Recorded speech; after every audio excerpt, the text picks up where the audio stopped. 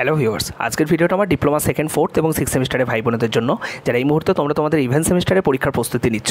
তো বেশ কিছু প্রশ্ন তোমরা আমাকে করেছো, যেগুলো নিয়ে মেনলি এই ভিডিওতে আমি কথা বলবো। তাই সকলকে রিকোয়েস্ট করবো ভিডিওটা শেষ পর্যন্ত দেখার জন্য। ভিডিওটা দেখার পরে এই সম্পর্কিত বিষয়ে তোমাদের যদি আরও কোনো কোয়ারিজ থাকে, ডেফিনেটলি ভিডিওর কমেন্ট সেকশন তোমরা কমেন্ট করতে পারো। তো কোন কোন প্রশ্নগুলো নিয়ে মেনলি আমরা এই ভিডিওতে কথা বলবো সেগুলো দেখে নেওয়া যাক। তোমরা অনেকেই আমাকে এই প্রশ্নটা করো, বিভিন্নভাবে প্রশ্নটা করো, কিন্তু জেনারেলাইজ আলটিমেটলি যে প্রশ্নটা মানে দাঁড়ায় সেটা হলো যে দাদা 60-র মধ্যে আমরা কত নম্বরের প্রশ্নের উত্তর করলে আমরা শিওর শর্ট পাস করব। ঠিক আছে, 60-র মধ্যে কি 60 আনসার করতে হবে, 60-র মধ্যে কি 50 আনসার করব, 60-র মধ্যে কি 40 আনসার করলে পাস করব, 60-র মধ্যে কি 30 আনসার করলে পাস করব। খুব ইন্টারেস্টিং একটা কোয়েশ্চেন। তো সেটা নিয়ে আমি তোমাদের ডিটেলে কথা বলবো এই ভিডিওতে।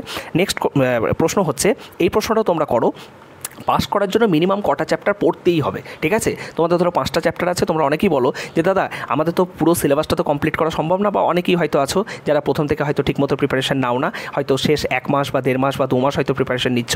তো সেক্ষেত্রে দাদা ম্যাক্সিমাম কতগুলো চ্যাপ্টার করলে, বা ম্যাক্সিমাম বলবো না, ম্যাক্সিমাম তো সবগুলোই হবে, মিনিমাম কতগুলো চ্যাপ্টার পড়ে গেলে আমি পাস করতে পারি। ঠিক আছে, বা পাস করার একটা জায়গা তৈরি হতে পারে। নেক্সট প্রশ্ন হচ্ছে, তোমাদের আপকামিং ইভেন্ট সেমিস্টারের এক্সামের প্রশ্নপত্র কেমন হবে। ঠিক আছে, ইজি হবে নাকি মিডিয়াম হবে নাকি হার্ড হবে। তো প্রত্যেকটা বিষয় নিয়ে আমি ডিটেলে কথা বলবো, তাই সকলকে রিকোয়েস্ট করবো ভিডিওটা তোমরা ধৈর্য ধরে দেখতে থাকো। তো প্রথমেই যে বিষয়টা, 60-র মধ্যে কত আনসার করলে আমি পাস করব। ঠিক আছে, এই যে প্রশ্নটা, তো দেখো গতকালকে কিন্তু একটা ভিডিও বানিয়েছিলাম যেখানে আমি তোমাদের শেয়ার করেছিলাম যে পলিটেকনিকের কিছু খাতা আমি নিজে চোখে দেখেছিলাম। তো সেই প্রশ্ন পরীক্ষার খাতাগুলো দেখার পরে সত্যিকারের বলতে আমার ছাত্রছাত্রীদের প্রতি যে ধারণা সেটাই বদলে গিয়েছে। ছাত্রছাত্রীরা যে এসে বলে যে আমি পাস করতে পারিনি, বিভিন্ন যে রাস্তার মধ্যে তারা যে ধর্ণা করে, ঠিক আছে, কলেজের মধ্যে তারা যে অ্যালিগেশন করে, ঠিক আছে, আমি বলছি না প্রত্যেকটা ক্ষেত্রে তাদের নিজের হকের জন্য, তারা হকের দাবিতে তারা এই সমস্ত জিনিসপত্র করে, ভুল কিছু নয়। কিন্তু পার্টিকুলার আমি যে সমস্ত খাতাগুলো দেখেছিলাম, বিশ্বাস করবে না, আমি গতকালকেও তোমাদের বলেছিলাম, আউট অফ 60 10 নম্বর পর্যন্ত পাইনি। কেউ 2 পেয়েছে, কেউ 3 পেয়েছে, কেউ 5 পেয়েছে, কেউ 7 পেয়েছে। তার মানে তুমি বুঝতে পারছো, অথচ কিন্তু সে কিন্তু 4-5 পেজ লিখেছে, 4-5 পেজ লেখার পরেও সে এই নম্বরটা পেয়েছে। এইবার তোমাকে একটা জিনিস বুঝতে হবে, 60-র মধ্যে আমি কত নম্বরের আনসার করে আসলে আমি পাস করব, এই প্রশ্নটা এইভাবে হওয়া উচিত না। 60-র মধ্যে তুমি কতটা আনসার সঠিক লিখে এসছো, কতটা আনসার তুমি কম্প্যাক্টেড অবস্থায় লিখে এসছো, কতটা আনসার তুমি তোমার যে ওখানে যে মধ্যে আনসারের মধ্যে যে তুমি ডেটা শেয়ার করেছো, কতটা অথেন্টিকেট ডেটা আছে।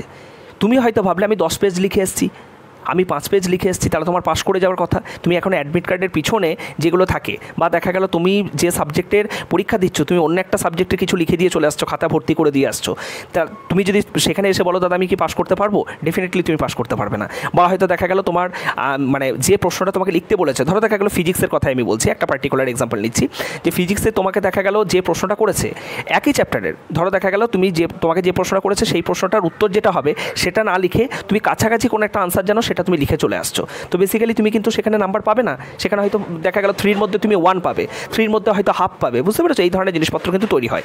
তাহলে কোনো ছাত্র 60-র মধ্যে হয়তো 50 আনসার করে আসলো, তার হয়তো গোটা খাতা ভর্তি করে দিয়ে আসলো, আউট অফ 50 আনসার করে এসছে, কিন্তু তার আনসারের ধরন ভালো না। ঠিক আছে, আনসারের কোনো কম্প্যাকশন নেই, আনসার ভালোভাবে লিখে আসতে পারেনি, সেক্ষেত্রে কিন্তু সেই ছাত্র বা ছাত্রীটি কিন্তু সে ব্যাক পেয়ে যেতে পারে। অথচ অন্য দিক দিয়ে আরেকটা এক্সাম্পল যদি আমি নিই, আউট অফ 60 হয়তো কেউ দেখা গেল তোমার 20, 25 বা 30 আনসার করেছে, কিন্তু সে যতটুকু আনসার করেছে একদম সঠিক আনসার করেছে। বুঝতে পেরেছো, যতটা টু দি পয়েন্ট আনসার লেখার দরকার সে ততটাই করে এসছে। তো সেক্ষেত্রে সেই ছাত্র বা ছাত্রীটিও কিন্তু পাস করে যেতে পারে। বুঝতে পেরেছো, তাই 60-র মধ্যে তুমি কত নম্বর আনসার করলে ডাজন্ট ম্যাটার, তুমি কতটা আনসার সঠিক করলে, কতটা আনসার তুমি কম্প্যাক্ট করেছো, দ্যাটস ম্যাটার্স। ওকে, এই হচ্ছে বিষয়।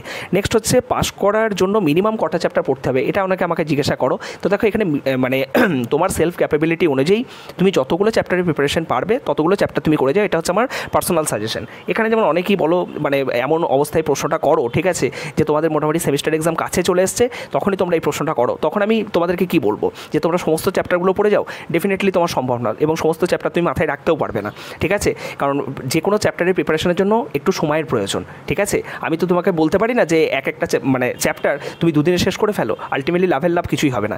তাই সকলকে আমি যেটা সাজেস্ট করি প্রত্যেকটা ভিডিওতেও, যেটা আমি নর্মালি বলে আসি, যে অ্যাটলিস্ট 50 to 60%, যেহেতু তোমাদের এখন কোনো মানে মার্কস ডিস্ট্রিবিউশনের যে বিষয়টা, এখন যেহেতু কোনো স্পেসিফিক চ্যাপ্টার থেকে এত নম্বরের প্রশ্ন আসবে এইভাবে যেহেতু প্রশ্ন সেট আপ করা হয় না, সব জায়গা থেকে মোটামুটি একটা ইকুয়াল ডিস্ট্রিবিউশন থাকে।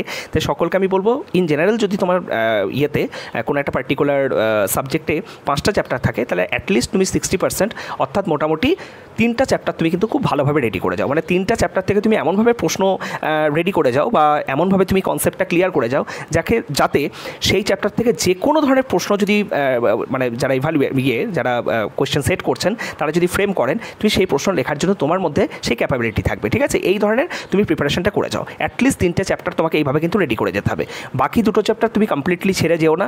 তার জন্য তুমি যে সাজেশন, যে দাদা বা দিদি বা যে স্যারকে করো, ঠিক আছে, ফলো করো, বা যার প্রতি তোমার বিশ্বাস আছে সেই পার্টিকুলার সাজেশন থেকে তুমি হয়তো মানে যে 2টো চ্যাপ্টার কমপ্লিট করতে পারলে না সেই 2টো চ্যাপ্টার তুমি সাজেস্টিভ ওয়েতে পড়ে যেতে পারো। ঠিক আছে, এটা হচ্ছে আমার পার্সোনাল সাজেশন।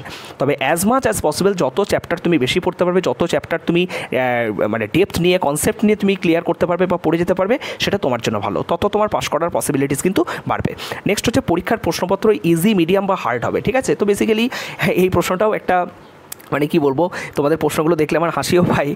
তো এখানে ইজি বা হার্ড বা মিডিয়ামের কোনো বিষয় নেই। ঠিক আছে, যারা পড়াশোনা করবে তাদের দেখবে হার্ড প্রশ্নও ইজি লাগবে, আর যারা পড়াশোনা করবে না তাদের দেখবে ইজি প্রশ্নও কঠিন লাগবে। তো বেসিক্যালি তোমাদের যে মডেল কোয়েশ্চেন পেপার সেট করার জন্য স্টেট কাউন্সিল থেকে যে বিভিন্ন কলেজগুলোতে যে ইনস্ট্রাকশন এসেছিলো সেই অ্যাকর্ডিংলি তোমাদের কোয়েশ্চেন বলা হয়েছে যে তোমাদের মিডিয়াম লেভেলেরও কোয়েশ্চেন থাকবে, তোমাদের হার্ড লেভেলেরও কোয়েশ্চেন থাকবে, তোমাদের ইজি লেভেলেরও কোয়েশ্চেন থাকবে, যাতে সমস্ত ক্যাটেগরি স্টুডেন্টদেরকে জাস্টিফাই করা হয়। ঠিক আছে, সমস্ত ক্যাটেগরি স্টুডেন্টরা যাতে সেই ধরনের মানে সমস্ত ক্যাটেগরি স্টুডেন্টদের যাতে কী করা যায়, যে বলতে পারো একটা কম্প্যারিজন তৈরি করা যায়, সেই জন্য সমস্ত টাইপের প্রশ্নই কিন্তু তোমাদের পরীক্ষার প্রশ্নপত্রের মধ্যে থাকবে। ঠিক আছে, দেখো শুধু যদি ইজি কোশ্চেন হয় তাহলে সেটা কি হলো, যে একটা ভালো ছেলে একটা খারাপ ছেলের মধ্যে কিন্তু সেখানে ডিফারেন্স তৈরি করা যাবে না। তাই সমস্ত ধরনের প্রশ্ন যদি সেখানে থাকে, সমস্ত টাইপের প্রশ্ন যদি থাকে, সেক্ষেত্রে কে ভালো স্টুডেন্ট, কে মাঝারি স্টুডেন্ট আর কে খারাপ স্টুডেন্ট সেটা কিন্তু আইডেন্টিফাই করা যাবে। দ্যাটস ওয়াই স্টেট কাউন্সিল সেইভাবেই কিন্তু ইনস্ট্রাক্ট করেছে, এবং তোমরা এক্সপেক্ট করতে পারো সেই ধরনের প্রশ্নই তোমাদের পরীক্ষায় আসবে। তো তোমরা, আমি যেটা বললাম, যে চ্যাপ্টারগুলো তোমাদের রেডি হচ্ছে না সেগুলো তোমরা সাজেস্টিভ ওয়েতে পড়ে যাও, আর যে চ্যাপ্টারগুলো তোমরা ডেপথ নিয়ে ভালো করে পড়ছো, ডিটেলে পড়ছো, সেগুলো তোমার পরীক্ষার প্রশ্ন সোজা আসবে না কঠিন আসবে ডাজন্ট ম্যাটার, তুমি চ্যাপ্টারটাকে ইনসাইডে যা কিছু আছে চ্যাপ্টারগুলোকে একদম ডিটেলে রেডি করে যাও। ঠিক আছে, এখনও যথেষ্ট সময় আছে। 18 জুনের পরে যদি তোমাদের পরীক্ষা হয়, আমি এক্সপেক্ট করছি সেটাই হবে। ঠিক আছে, তারপরেও যদি ফার্দার যদি ডিলে হয় সেটা তোমাদের জন্য মঙ্গল, তোমাদের জন্য ভালো। তো 1 মাসেও কিন্তু তোমরা যদি একটু একটা অনেস্ট অ্যাপ্রোচ নিয়ে, ঠিক আছে, আমাকে পারতেই হবে, আমাকে করতেই হবে, এইরকম একটা মানে দৃঢ় মানসিকতা নিয়ে তোমরা যদি পড়াশোনা শুরু করো, আমি মনে করি যে এভরিথিং ইজ পসিবল, সম্ভব। তোমরা চেষ্টা করলেই পারবে। আসলে তোমরা তোমাদের সেলফ ক্যাপাবিলিটিকে কখনো বিশ্বাস করো না। তোমরা ভাবো আমি বোধহয় পারবো না, প্রিভিয়াসলি আমার সাথে হয়তো এমন কিছু ঘটনা ঘটেছে, ঠিক আছে, যার ফলে আমি হয়তো ভালো রেজাল্ট করতে পারবো না। এগুলো ভুল কথা। মানুষের যে কোনো জায়গা থেকে টার্নিং পয়েন্ট হতে পারে, তুমি যে কোনো জায়গা থেকে নিজেকে বদলাতে পারো। তো যাই হোক, আর জ্ঞান দেবো না, সকলে ভালো করে পড়াশোনা করো, সকলে সুস্থ থেকো। Thank you.